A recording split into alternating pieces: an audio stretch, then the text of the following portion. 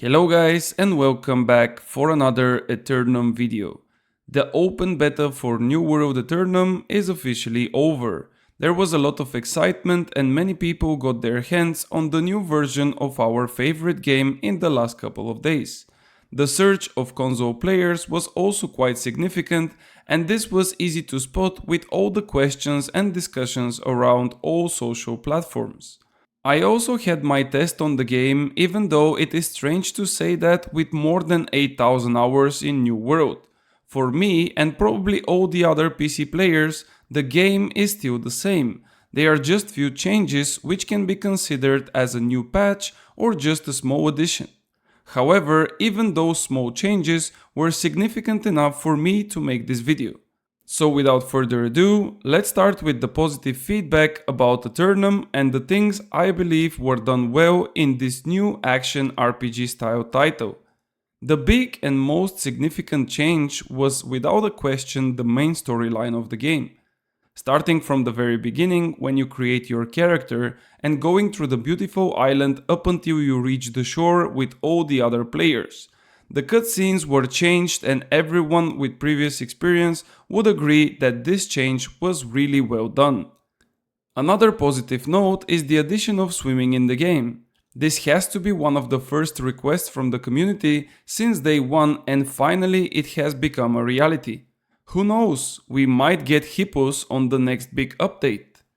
Further down the positive changes, I must note that the new UI feels better. The smaller and cleaner indicators on the side plus the HP and stamina bar feel way better. However, I don't really include the mana bar here because I think it's lost and it's still looking for its place. I'm not sure if I was tripping, but I felt like the mounts and more specifically their movement was also touched a bit. The riding of the horse felt a bit better and the auto run while on the road felt really smooth. Additionally, the changes made to the solo trials, which can be repeatable and give a daily reward, is also a thing that should have been implemented some time ago. Unfortunately, the beta was available just for a few days, so we couldn't check all the different aspects of the game. A big question remains for the true endgame, the mutators, as well as the OPR and war game modes. And speaking of those endgame activities, I have to change the sides now and mention the negative things which I saw or at least are concerning to me. The first and without a doubt the most concerning thing is the aim assist in the game. There are probably hundreds of videos in which you can see why this auto aim is a bad thing. The game's combat was always unique without a match in any other title, but if the auto aim becomes a reality, New World Aeternum will be nothing else than another top target game. The second really concerning change was the stagger.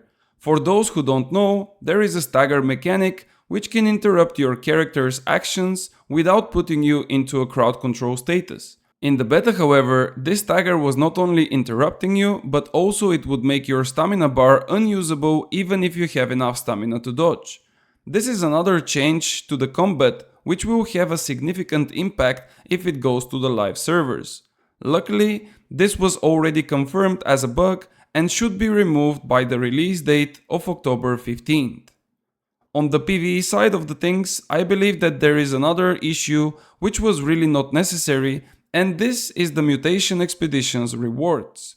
It was nice to have a build-up for the gear score of the players, starting from early expeditions and solo trials, to then experience mutators, and at the end to conquer elite trials and the new raid. However, this will leave the Mutation Expeditions completely empty in just a few months. The reason for it is that all players who manage to get over 700 gear score will no longer feel the incentive to do expeditions. If you don't need a specific artifact, there will be no reward that would make you to go into any expedition. And this is not good. Currently, the game has 11 expeditions which are part of the mutation cycle, and all that will become obsolete when people go over 700 gear score.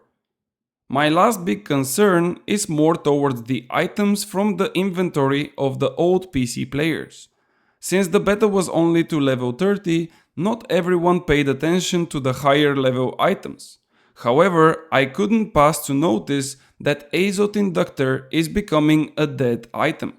This was and still is an exclusive item that costs 25,000 gold, 75,000 faction tokens and can be purchased only once per week. This inductor was used to craft an item with 3 design perks and a guaranteed 700 gear score to it. With the next patch, the inductor becomes worthless and the money spent for all of them are probably gone forever. If I had to make the call for the AOT Inductor, I would choose to make it salvageable so each inductor can be dismantled into 5 chromatic seals. This way you can keep the same value as each chromatic seal would cost you 5,000 gold in the faction shop, and also all of the chromatic seals can be used in further recipes in New World Aeternum. Do you think that AGS should make AOT inductors salvageable into 5 chromatic seals, or do you have a better alternative for that? Let me know in the comments below or in my Discord community channel. There you can find a lot of tips and tricks for New World Aeternum and all the builds which I use for PvP and PvE.